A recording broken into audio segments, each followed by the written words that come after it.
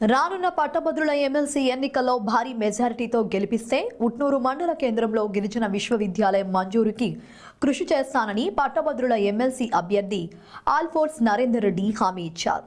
ఆదిలాబాద్ జిల్లా ఉట్నూరు మండల కేంద్రంలో పలు ప్రైవేట్ ప్రభుత్వ పాఠశాలలతో పాటు గ్రంథాలయంలో పలువురు ఉపాధ్యాయులను పట్టభద్రులను ఎమ్మెల్సీ అభ్యర్థి ఆల్ఫోర్స్ నరేందర్ రెడ్డి కలిసి రానున్న ఎమ్మెల్సీ ఎన్నికల్లో తనకు మద్దతు తెలపాలని కోరారు. ఈ సందర్భంగా ఆయన మాట్లాడుతూ ఆదిలాబాద్కు గిరిజన విశ్వవిద్యాలయం వచ్చినట్లే వచ్చి చివరి నిమిషంలో చేజారిపోయిందని ఆవేదన వ్యక్తం చేశారు. ఉత్తర తెలంగాణలో కరీంనగర్, వరంగల్, నిజామాబాద్లో యూనివర్సిటీలు ఉన్నాయని, ఆదిలాబాద్ జిల్లాకు ఒక్క యూనివర్సిటీ లేకపోవడం బాధాకరమన్నారు. రానున్న ఎమ్మెల్సీ ఎన్నికల్లో తనకు మొదటి ప్రాధాన్యత ఓటు వేసి భారీ మెజారిటీతో గెలిపించాలని కోరారు.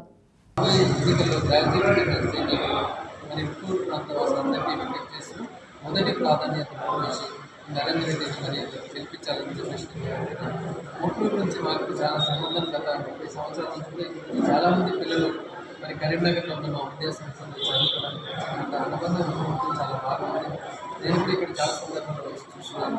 కాబట్టి తప్పకుండా ఉట్నూరులో ట్రైబల్ యూనివర్సిటీ గట్టిగా ప్రయత్నం చేస్తానని చెప్పేసి ఆ రుణం నేను తీసుకుంటానని చెప్పేసి గెలవడానికి చేసిన పార్టీకి దాన్ని ఖచ్చితంగా రీఓపెనింగ్ కూడా మరి డైట్ కాలేజ్ మాది ఏదైతే ఉందో డిఎడ్ ఖచ్చితంగా దాన్ని రీఓపెనింగ్ కూడా నేను యూజ్ చేస్తాను కోరడం జరుగుతుంది.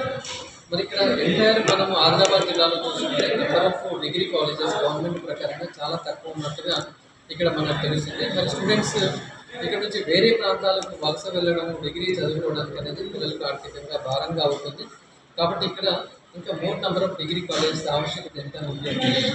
ఎందుకంటే మన మిగతా జిల్లాలో చూసుకున్నట్లయితే ఒక 20-25 కిలోమీటర్ల రేంజ్లో ఒక గవర్నమెంట్ డిగ్రీ కాలేజ్ ఉన్న పరిస్థితి మనకు కనబడుతుంది. వేరే చూసుకున్నట్లయితే ఒక 50 కిలోమీటర్ల రేడియస్లో మనకు మళ్ళీ ఇంకొక డిగ్రీ కాలేజీ కనబడుతుంది. కాబట్టి హయ్యర్ ఎడ్యుకేషన్ పట్ల ఆదిలాబాద్లో మనం బాగా దృష్టి పెట్టాల్సిన ఆవశ్యకత ఎంతైనా ఉంది. డిగ్రీయే కాకుండా ఇక్కడ పీజీ కోర్సెస్ని కూడా మనం ఇంట్రడ్యూస్ చేసి మరి ఇక్కడ నుంచి దూర ప్రాంతాలకు పీజీ చదువుకోవడానికి వెళ్ళే వాళ్ళు కాకుండా ఇక్కడే మనం ఇచ్చినట్లయితే బాగుంటుంది అనే ఒక ఆలోచన కూడా మనం చేస్తున్నాం.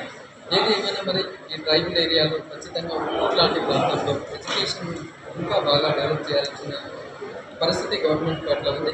దానికి నేను కూడా మరి చిత్తశుద్ధితో నేను తోడ్పడతానని, అలాగే ఇక్కడ లైబ్రరీలో విజిట్ చేసినప్పుడు కూడా తెలిసింది ఇంకా గ్రంథాలయంలో మనం ఫెసిలిటీస్ని మెరుగుపరచాల్సిన ఆవశ్యకత ఉంది.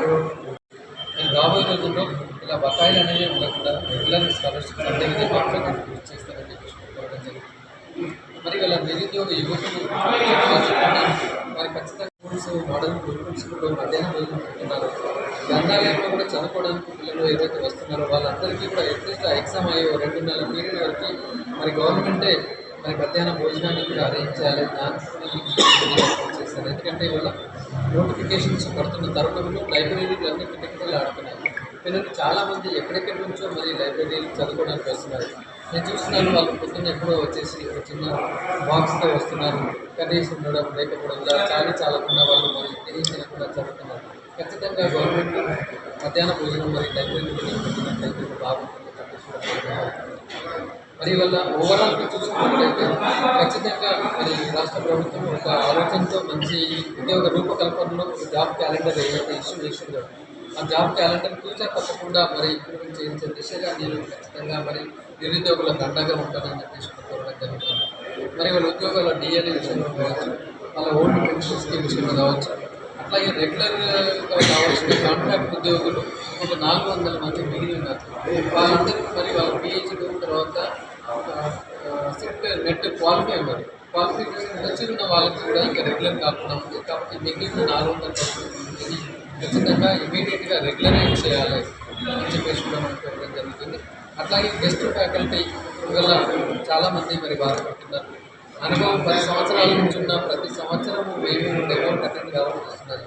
తర్వాత వాళ్ళతో కన్సాలిడేట్ పే ఇవ్వాల్సి వస్తుంది. మనం ఇవ్వలేకపోతున్నారు. దసరా హాలిడేస్ అంటే సాలరీ రావట్లేదు, సండే సాలరీ రావట్లేదు. అంటే ఒక దినసరి లాగా వాళ్ళు వర్క్ చేయాల్సి వస్తుంది. ఈవెన్ పిల్లలకు పరీక్షలు ఉన్న సమయంలో కూడా వీళ్ళు ఇన్విజిలేషన్ చేస్తున్నారు, కానీ వారికి ఆ రోజు సాలరీ రావట్లేదు. అంటే వాళ్ళ పరిస్థితి నిజానికి మరి ఎంఎస్సీలో వేజీలు చేసిన వాళ్ళు చాలామంది ఉన్నారు. గెస్ట్ ఫ్యాకల్టీ పరిస్థితి చాలా దీనంగా ఉంది. వారి కూడా ప్రభుత్వాలు ఆదుకొని వాళ్ళకి కన్సాలిడేట్ పే ఇవ్వాలి. వాళ్ళు వేరే ఏం అడగట్లేదు. వాళ్ళకి కన్సాలిడేట్ పే గెస్ట్ ఇవ్వండి అని చెప్పేసి వాళ్ళు మహిళా రెసిడెన్షియల్ కాలేజ్ ఉంది. అక్కడ నిజానికి చెప్పాలంటే మనకి 010 రోజు శాలరీ రావట్లేదు. ట్రెజరీ ద్వారా వాళ్ళకి శాలరీ రాక చాలా ఇబ్బంది పడుతున్నారు. అంటే ట్రెజరీ ద్వారా వచ్చినప్పుడు అందరికీ ఫస్ట్ శాలరీ వస్తుంది. వీళ్ళకి శాలరీ ఎప్పుడు వస్తుందో తెలియట్లేదు. మరో వీళ్ళకి రెగ్యులర్స్ లేదు. వీళ్ళందరూ కూడా treated as regular employees, government employees. కానీ వీళ్ళకి ఎవరికి కూడా రికార్డ్స్. మరి నిజంగా చెప్పాలంటే మహిళా రెసిడెన్షియల్ డిగ్రీ కాలేజ్ పనిచేస్తుంటే అదనపు ద్వారా మోస్తున్నారు. ఎందుకంటే స్టడీస్ లేకుండా వాళ్ళే హాస్టల్ పిల్లలు పే చేసుకుంటున్నారు. తర్వాత కిచెన్, మెస్, డైనింగ్ అన్నీ చూసుకుంటున్నారు. దానికి ఎక్స్ట్రా శాలరీ వాళ్ళు అడగట్లేదు. కానీ మాకు వచ్చేది అందరి గవర్నమెంట్ ఎంప్లాయీస్ మాకు కూడా ట్రెజరీ నుంచి శాలరీస్ రావాలనుకుంటున్నారు. మహిళా డిగ్రీ కళాశాలలో ఉన్న లెక్చరర్స్. అది జెన్యూన్ రీజన్ అనుకుంటుంది. ఖచ్చితంగా నేను తప్పకుండా వారి పట్ల సానుకూలంగా ఉన్నాను. ఖచ్చితంగా అది చేసే దిశగా నేను అడుగులు వేస్తానని చెప్పేసి కోరుకుంటున్నాను. ఓవరాల్గా ప్రభుత్వ విద్యాసంస్థలను బలోపేతం చేయడం, మరి ప్రైవేట్ విద్యాసంస్థలో పనిచేస్తున్న టీచర్లందరికీ కూడా హెల్త్ కార్డ్స్ అందేలాగా గవర్నమెంట్ చూడడం, అట్లాగే యాజమాన్యాలతో నేర్పించేసి రాష్ట్రంలో ప్రైవేట్ స్కూల్లో పనిచేస్తున్న వాళ్ళందరికీ ఒక బేసిక్ శాలరీ, ఒక కామన్ శాలరీ, మినిమం శాలరీ అనేది ఫిక్స్ చేయాలి అని చెప్పేసి కూడా నేను కోరుకోవడం జరుగుతుంది. మరి వీళ్ళ ఓవరాల్గా చూసుకున్నట్లయితే యాజమాన్యాలు చాలా ఇబ్బంది పడుతున్నారు. స్కాలర్షిప్స్, రియంబర్స్మెంట్ సకాలంలో రాక, ముఖ్యంగా డిగ్రీ, పీజీ కళాశాల యాజమాన్యాలు గత 3 సంవత్సరాల నుంచి రియంబర్స్మెంట్ విడుదల కాకుండా చాలా ఇబ్బంది పడుతున్న పరిస్థితి. ప్రభుత్వం తప్పకుండా తక్షణమే ఆ బకాయిలని రిలీజ్ చేయాలి. నెక్స్ట్ ఇయర్ నుంచి అట్లీస్ట్ గడిచిన 3 నెలల తర్వాత కంపల్సరీ రియంబర్స్మెంట్స్ ఇవ్వాలి. అంటే మనం ఆర్థికంగా స్ట్రీమ్లైన్ కావాల్సిన ఆవశ్యకత ఎంతైనా ఉంది. ఇక్కడ చాలామంది బకాయిలని మరి కట్టడానికి ప్రభుత్వానికి చర్యలు చేస్తుంది. కాబట్టి మరి ఇక్కడ విద్య మరి ప్రైవేట్ కళాశాలలు నడుస్తున్నాయి అంటే స్కాలర్షిప్స్ మీద 3 సంవత్సరాల నుంచి ఒక రూపాయి కూడా రాకుండా కళాశాల నడపడం చాలా ఆర్థిక భారంగా ఉంటుంది. భారత విద్యార్థి చేస్తున్నాను.